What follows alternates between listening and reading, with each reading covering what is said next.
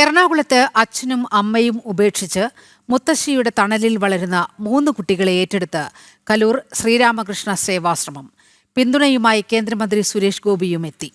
BJP നേതാവ് CG രാജഗോപാലാണ് ഇവരുടെ ദുരവസ്ഥ പുറം ലോകത്തെത്തിച്ചത്.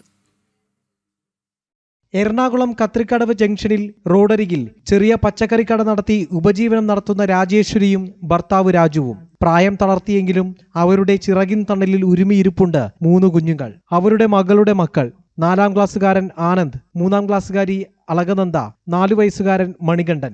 അച്ഛനും അമ്മയും എവിടെയെന്നറിയില്ല, ഉപേക്ഷിച്ചുപോയി. പലപ്പോഴായി അനാഥമന്ദിരത്തിലും സംരക്ഷണ കേന്ദ്രങ്ങളിലും താമസിപ്പിച്ചു. ഒടുവിൽ കൂടെ കൂട്ടി. പലരുടെയും സഹായം കൊണ്ടാണ് കുഞ്ഞുങ്ങളെ പഠിപ്പിക്കുന്നത്. അവർ കുറേ സ്ഥലത്ത് കിടന്നതാണ് അനാഥാലയങ്ങളിലൊക്കെ. അപ്പോൾ അവിടെ നിന്നൊക്കെ ഞാൻ കൊണ്ടുവന്നാണ്. അപ്പോൾ അവർ കുഞ്ഞുങ്ങളല്ലേ, ഇപ്പോൾ എൻ്റെ കൂടെ നിന്ന് പഠിച്ച് ഇതായി പോണു. സന്തോഷമായിട്ടുണ്ട്. സന്തോഷമായി ഇനിയിപ്പോൾ ഒരു വീട് നമുക്ക് കിട്ടണത്തോളം വരെ ഒരു താമസിക്കാൻ ഒരിടം കിട്ടണം എന്നുള്ളൊരു കാര്യങ്ങളാണ് എൻ്റെ മനസ്സിൽ. മറ്റുള്ള ഇപ്പോൾ താമസിക്കുന്ന ഒരു പണയത്തിനാണ്. ആദിയും അലച്ചിലും ഇനി വേണ്ട.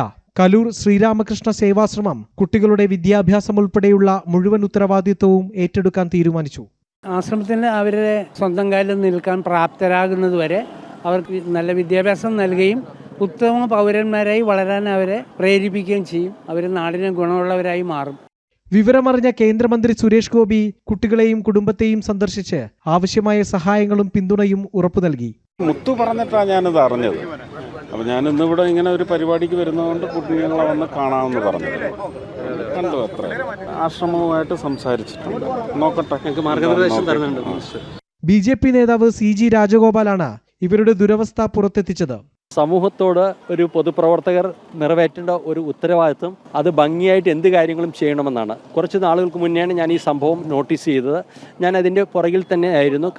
കാര്യങ്ങൾ പഠിച്ചിട്ട് വേണം നമുക്ക് ആരെ സഹായിക്കണമെന്ന് സഹായിക്കാൻ സാധിക്കും. ഈ കുട്ടികളുടെ വിദ്യാഭ്യാസവും തുറന്നുള്ള പഠനവും മറ്റു കാര്യങ്ങളും ചെയ്യാൻ ശ്രീരാമകൃഷ്ണാശ്രമം തീരുമാനിച്ചിരിക്കുന്നു. സ്വന്തമായ ഒരു വീട്, ആ സ്വപ്നം സാക്ഷാത്കരിക്കാനും ആരെങ്കിലും ഇപ്പോൾ സ്ഥലം തരുവാൻ തയ്യാറുണ്ടെങ്കിൽ നമുക്കൊരു വീട് പണിയാൻ 2 സെൻറ്റ് കിട്ടിക്കഴിഞ്ഞാൽ നമുക്ക് പണിയാൻ സാധിക്കും. സ്വന്തമായി സുരക്ഷിതമായ ഒരു വീട് എന്ന സ്വപ്നത്തിലേക്കാണ് ഇനിയുള്ള ഇവരുടെ യാത്ര. ജനം, കൊച്ചി.